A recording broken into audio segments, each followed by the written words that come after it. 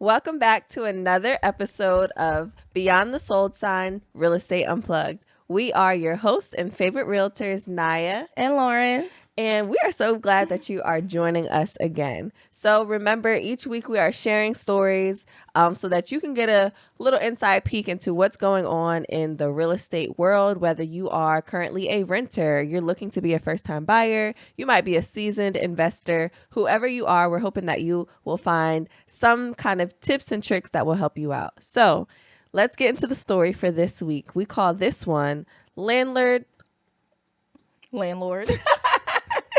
We call this one Landlord versus Renter. Let's get into it. A couple had always been diligent with their finances, carefully budgeting to make ends meet.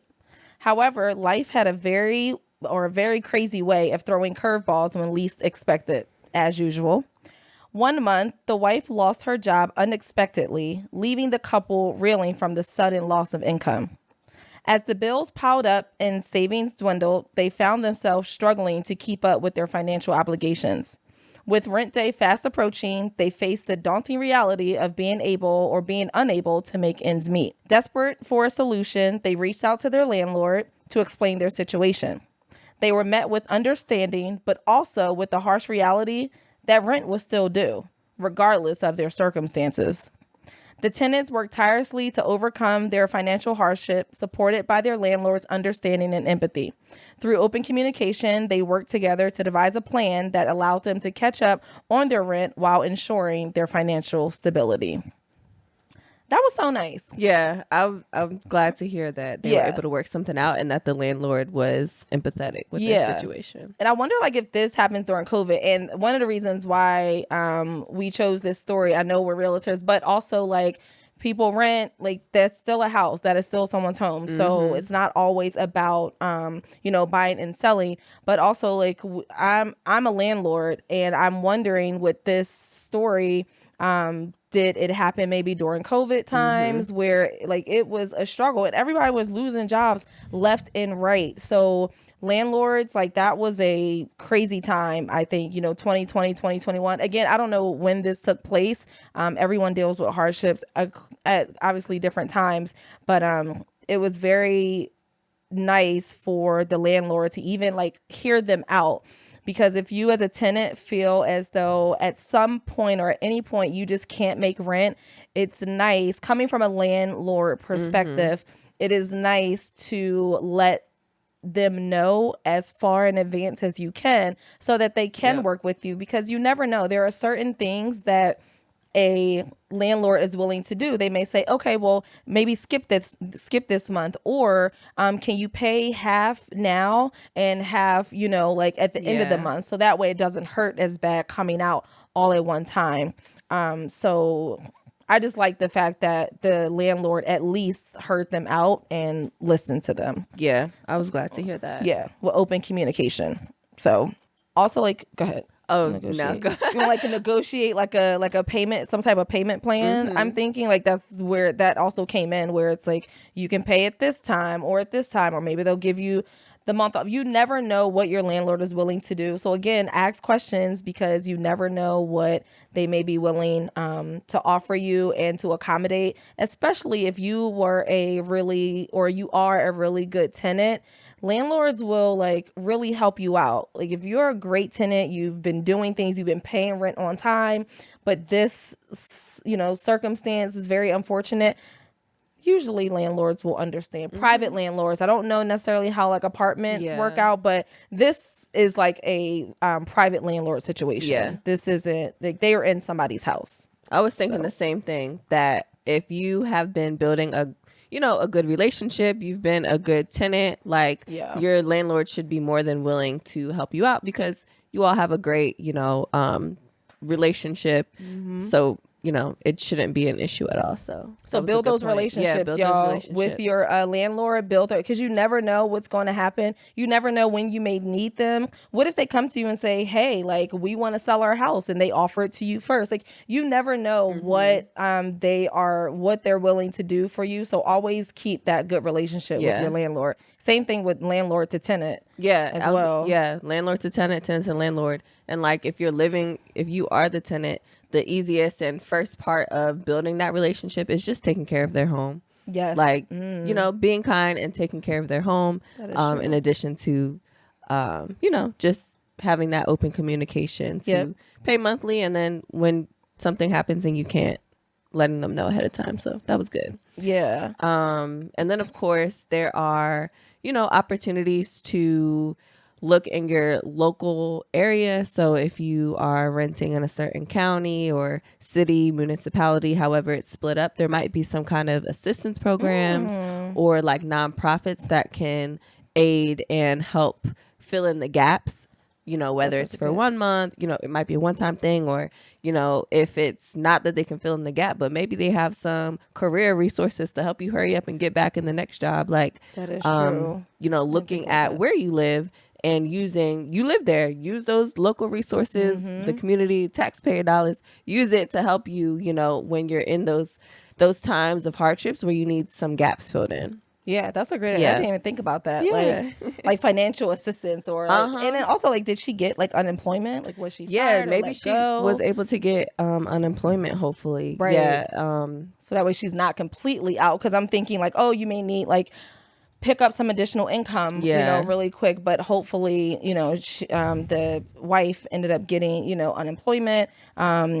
And can pay, you know, like a little bit. But these are mainly just tips for renters and landlords who are ever in this situation. Right. And we know landlords that have been in this situation, and we know tenants that have been in this situation. We just wanted to talk about it and kind of give y'all some tips on some things that y'all can do if you are ever in that situation. And I think for us, number one is communication. Yeah. You got to always make sure you communicate. Because you never know, like we said, certain things happen. I love that financial assistance. I didn't even think about that. I didn't even know that was a thing. Yes. But now that you're saying that, oh, yeah, it does make sense. That's my nonprofit brain. Oh, you're right.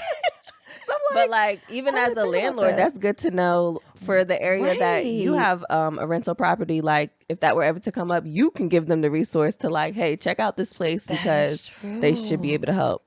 Even like calling 311 might be able to give you like a basics of what the local government does. But like outside of that, you might be able to find like a local nonprofit that serves that area or something. Or church. Oh, church. That is true. Please churches will check in with your church. They sure probably, will. You know, whether you're a member or not, the churches will have programs too. Yeah. So, yeah, absolutely. And look, I'm like thinking utility. There are like utility support and resources with local city, you know, your municipality as well, your county or. So I think like they'll help with your utilities. They'll help with your utilities, and it's like it's not a like a one time like I lost my job thing. Like they have an assistance program, I believe, where you can get kind of like a monthly assistance thing or some kind of fixed rate. I think BGE has it, Pepco probably has it, but whoever your provider is, I believe that there's like a long going kind of assistance you can get if you meet certain eligibility requirements. So like that could be something general that can just help renters save money along the way, because especially like if you have a goal to own, like learning little tips and tricks to help you cut costs and like be able to put what you would have spent on something like away to the side so that you could eventually buy is like a good idea. I did not know that. Like, Nia's over here dropping gems because I'm telling y'all, I did not know that. I'm about to call them. Yeah. I'm be like, we need help. Like, I'm calling them. What? Yes. Call them. Did y'all know that? Y'all didn't know that because I had no idea. Yeah. Okay. So that's because then that, like you said, that would definitely help them, even if, you know, they do start working again, you know, that'll still help, you know, because it looks like they're just making ends meet, which I'm sure, you know, a lot of us are doing nowadays. But that's actually a really good idea. I'm gonna let some tenants know about that because I bet you they don't know about that. Yeah, I'm gonna put together a little sheet. Yeah, a little sheet. They would love, to let people know. I love that. Yes, that's a really good idea. And then this, one of the other tips was, what was it? Like making sure you prioritize your essentials. Now, listen, if you just don't have the money, you just don't have it. So prioritizing your essentials like food and your rent, but you have so many other bills that you have to like take care of. Like if you have a car, you got to prioritize, but at the same time, if you're down one income, it's just not going to work out as well as it was before. So I don't think saying or telling someone to prioritize their finances, it's your rent. That's number one. Like you already know. And I feel like if you can't pay your rent, then can't pay your rent, then obviously something is, financially is just not there, because that's usually the first thing people pay. Yeah. Right. It's like where they live. You don't want to be homeless. So it's the first thing you pay. So I do feel like they were prioritizing, because they were very clear that they have been very strategic with their finances. Yeah. And unfortunately, things come up and that happened, and you just gotta kind of work with it. And that's why we wanted to bring this to the forefront to say, hey, listen, y'all, this is what you can do when renters are late or something unexpected happens.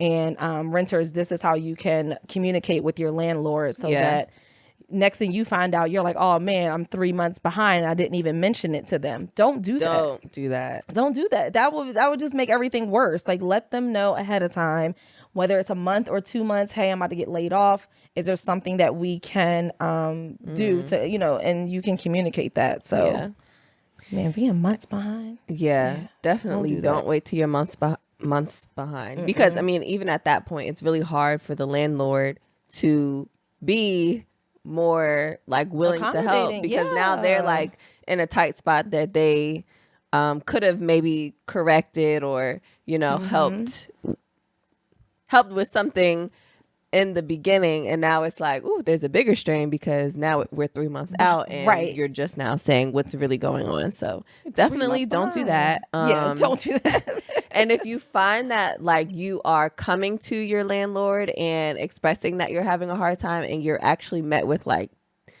difficulty or pushback, then that's when I would like seek out again, maybe your local municipality. A lot of the counties will have a office that helps with like landlord and tenant rights and responsibilities. And so depending on your county, they'll have an office or a subsection or whatever that you can reach out to for like support in that area if you need some kind of guidance and or knowings of like what your rights are versus like what your landlord is maybe giving you a hard time with. I love that. Yep. Know your rights. Yeah. Familiarize yourself. I love that. That's all the tips I got. I'm like, that's all the tips I got for y'all. Are those all the tips? Yeah, that's I'm like, it. That's all I got for y'all. So yeah, that's it. If you find yourself in the situation, hopefully you can refer back to these tips.